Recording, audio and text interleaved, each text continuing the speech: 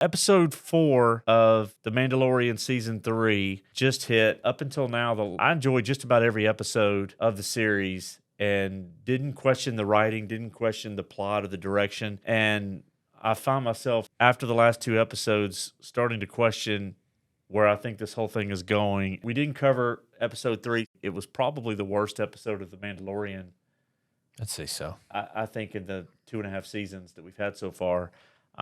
But overall, first 4 episodes, before we get into the details of episode 4, The Foundling, what do you think about what you've seen so far? I'd say just kind of mid-quality. It's not the Average. worst. Yeah, very average, which is sad because that's kind of supposed to be, the bright spot in Star Wars. It's The Mandalorian. And I think, ratings are coming out. It's not doing very well. Well, do you think that's for The Mandalorian itself, or do you think it's a combination of factors? I think it's just Star down? Wars has been on a downward spiral. And I think people are just tuning out. People aren't excited. I just don't think they care. I think Obi-Wan did a lot of damage to the brand because that's where a lot of people were really passionate about it, and because they were really excited about that show. And I think they really dropped the ball on that. And I just don't think people are really excited for it anymore. I think it's a combination of things that have added up, and there's less Disney Plus subscribers now as well. That's right. That's another thing. Yeah. There's more competition. There's been so much chaos and disorganization coming out of Lucasfilm over probably since right around the time after Rogue One and The Force Awakens, where just one project after another, where director steps in, director steps out, writer steps in, writer steps out.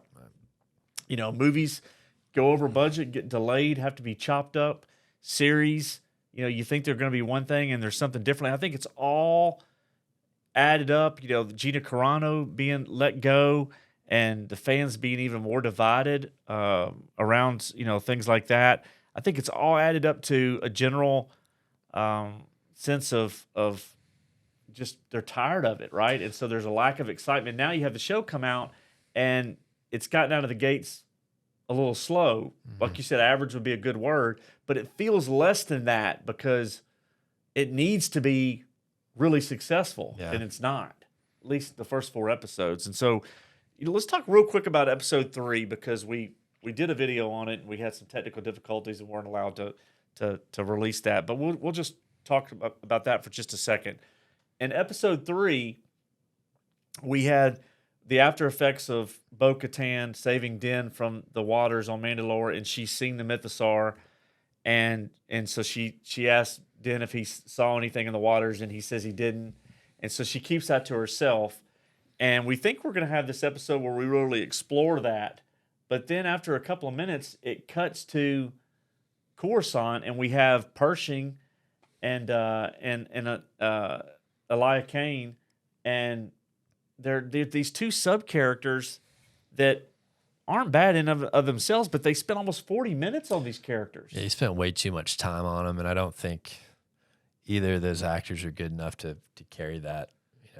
They're trying to go for this dramatic scene and this build-up, and that's fine. Yeah. But I don't think either one of them are good enough. Yeah, if she's in a scene with Giancarlo Esposito as Gideon, or, he can carry that scene. He's in a scene with Din Djarin, or that's different. But these characters, they're still pretty new to the Star Wars audience, and the actors are new too. So I think it put too much undue pressure on them. I didn't have a problem with them, but just that it's like that it got lost in the editing room that there wasn't enough intercutting. Star Wars is known for cutting scenes from one to another, and so you have a faster pace.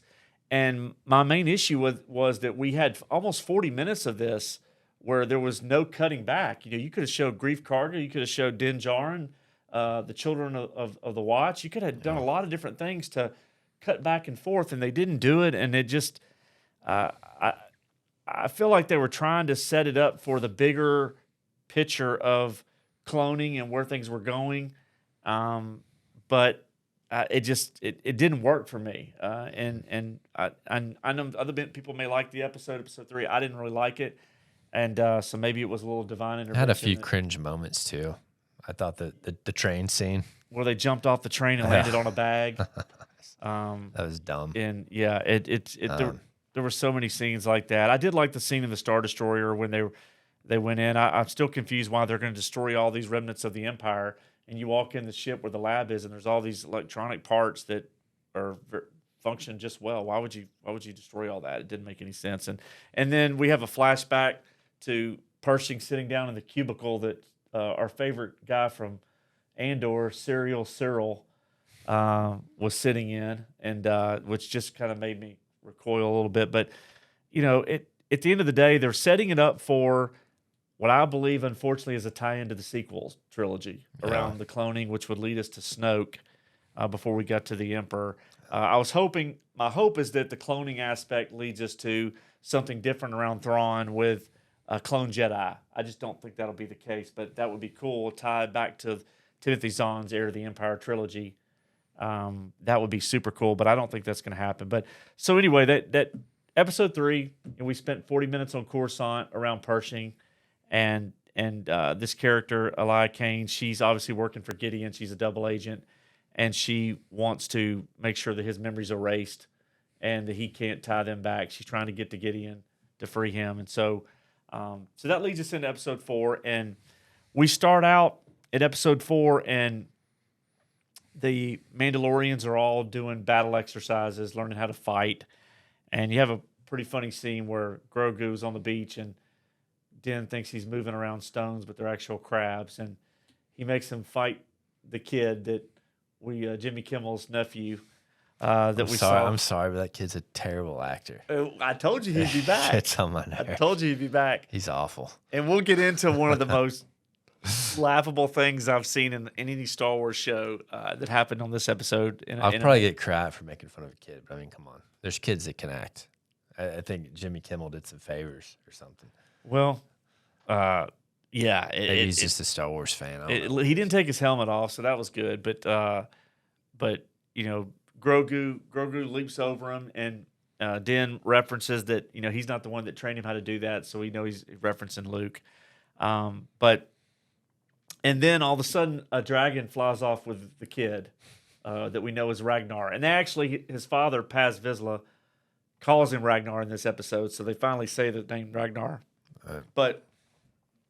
And then as we're going through this, it seems like the whole point of this episode was to rally the Mandalorians together. They're building this bond that we know later Bo Katan is probably going to take advantage of as she rides a Mythosaur and conquers Mandalore. And so I think that this episode served as a way to have Bo Katan lead and rally the Mandalorians together. The problem with that is the show, even though it's called The Mandalorian, it's been about Din Djarin, and the first 4 episodes of this season has not had much to do with Din Djarin. No. I mean, I don't know if you caught that, but it's like, who are the main characters here? Because it's really been, look, I'm a big Katie Sackhoff fan, but it's really been her show. Yeah. The first part of the season. And that ties into what I said in an earlier video, probably 2 months ago, where there was a rumor rolling around about a potential new secret series called Ghost Track 17. And if you go back and watch some of our earlier videos, we referenced that. And I said at the time that I believed Ghost Track 17 is based on what artists used to do on their albums, where they'd put a secret track at the end of an album. And knowing Jon Favreau is a fan of the Beatles, there was a ghost track on the end of Abbey Road that is called Her Majesty. And I said at the time that I thought it was going to be about Bo-Katan.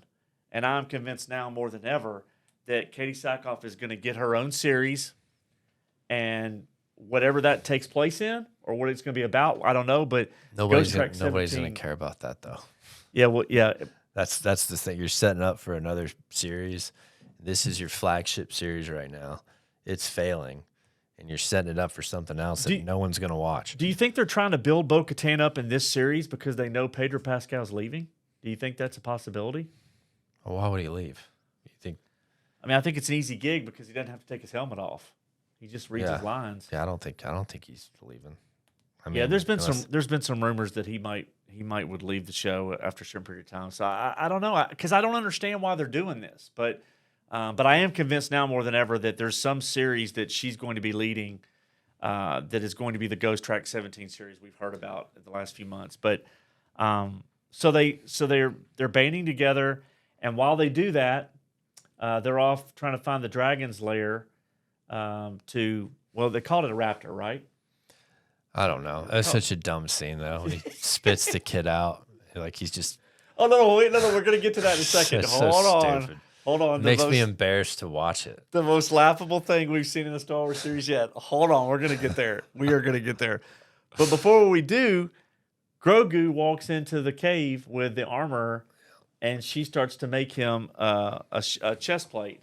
And as she's doing that, and she's pounding on the steel, the Beskar, he has the flashback to the Order 66, and which is cool. We all want to see that stuff. I mean, I think it's a good scene, but everyone has speculated that during Order 66, the doors were going to open up. Who was going to save Grogu?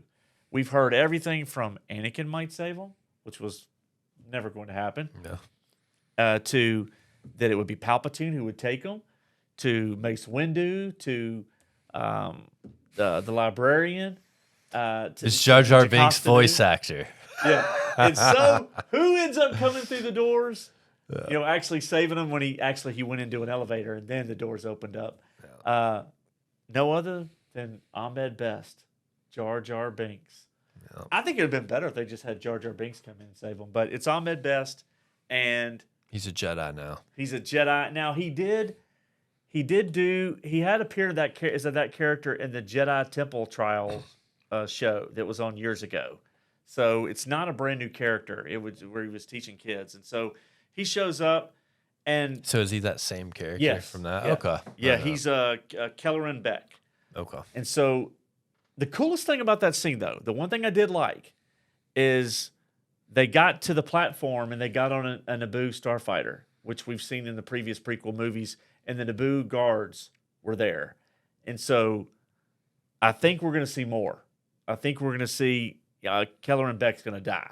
I don't think there's any way that this character makes it through because we've had Yoda and then talk about there's no more Jedi, and we already know that Ezra kind of existed and went to the unknown region. So I think we're going to see what ended up happening with Kelleran Beck and Grogu. We're going to see more of that. Why Grogu was traumatized is they made it off the Coruscant. So I'm kind of interested in that because we're going to see that play out. But it was a little anticlimactic, and then we cut back to them getting to the nest, and there's the baby raptors are there, and here comes the mama, and she regurgitates little Ragnar not out of her teeth. He came out of her stomach, and he has nothing on him. He's not wet. He doesn't have he just shoots out. He's alive, right? Like it. Yeah, nothing. No broken bones. No, he's fine. I guess it's just like what happened with Boba Fett when he came out of the Sarlacc pit, but totally laughable. It took me out of the episode. I know it's suspension of disbelief, but it just seemed like sloppy writing. What did you think about the scene with the birds and the nest? And I was laughing. That's not something you're supposed to find funny. And it didn't feel like Star Wars, right? Well, it just made me embarrassed to watch it. It was like, why am I an adult watching this? Like, that's what it felt like, like, why am I, like, is this made for me? Yeah, absolutely. Because we started this series with Mandalorian saying, I can take you in hot or I can take you in cold. And he's putting people in carbonite. Like, he kills easily. And it's really strange. It had Book of Boba Fett vibes. Yeah, it was that just kind of bad. I was struggling through it, and then they save him, and Paz Vizsla thanks Bo Katan. They all thank Bo Katan. So Bo Katan comes back in, gets the armor put on for the shoulder. She had damage done to one of her armor plates on her shoulder, and she tells the armor, "I have the Night Owl here. I want the Mythosaur," and so she puts it on there, and she's staring at the symbol, and the episode ends. It was a short episode. I didn't need to see any more. This is the first time I've watched 2.5 seasons of Mandalorian where I was frustrated. I didn't like the writing of it. I'm a huge Dave Filoni and Jon Favreau fan. Rarely do I criticize anything they've done. They got a great record. So they deserve the benefit of the doubt for, you're not going to bat 1,000 all the time. So I give them the benefit of the doubt on that. We're going to continue to cover it. But I'm Do they have concerned. full creative control of this? I don't know. Yeah. At this point, after that episode, I think they do. I just think that for whatever reason, the story is gearing towards. Now, keep in mind, we have a few episodes left. We still have the battle with the space pirates on Navarro. We still have what I believe is going to be a more exploration into what happened with Keller and Beck and Grogu and the Naboo Starfighter. There's going to be a little bit more of that. And then we have the Mythosaur with Bo Katan. So where's the room for Gideon? I mean, we know he's in this season, but the big bad, I don't know. This episode, I give it a 5 out of 10. I don't think I've given any episode of Mandalorian lower than a 7 since it started. What did you give last week's? Last week's, I had a problem with the intercutting of the scenes, but I give it a 7. Really? 6, maybe 6 or 7, 6.5. Yeah, I'd give last week's like a 4. Yeah, you didn't like it. I tolerated it. I thought it started out good with the dogfight, and then the dogfight was great. I like the Star Destroyer when they were looking for the lab. I like some of the scenes at Coruscant. I just think that it was an editing problem. Yeah, I think they could have done some things to make it better, but this one was tough. Final thoughts on episode 4, the Foundling. Yeah, I'd give it probably a 5. I think they got some work to do to salvage this season. I'd be interested to see what's going to happen with the ratings the next week or two. Do they lose people? Well, I don't know. When you look back at when the last time everyone was excited about Star Wars, it was after season 2 during that Luke Skywalker scene. The high point. And he appeared in Book of Boba Fett for a little bit. Gina Carano was fired. Book of Boba Fett comes out. Obi-Wan comes out. All the stuff that's happened with directors being fired. Patty Jenkins' Rogue Squadron gets canceled. Taika Waititi's deal gets canceled. Kevin Feige's deal gets canceled. I mean, like, boom, boom, It's been boom, a downward spiral. It's been chaos, and I think it's impacted The Mandalorian. I really do. But we'll see. We'll be here to cover it, and we'll see if they can turn it around for the rest of the season. We'll try to stay optimistic. If it's a good episode, we're going to call it like we see it. And remember, leave us a comment below. If you disagree with what we said today or our thoughts, let us know. Tell us what you think. Leave a comment below. Smash the like button. And most importantly, hit subscribe so that we can grow our channel. And TCB.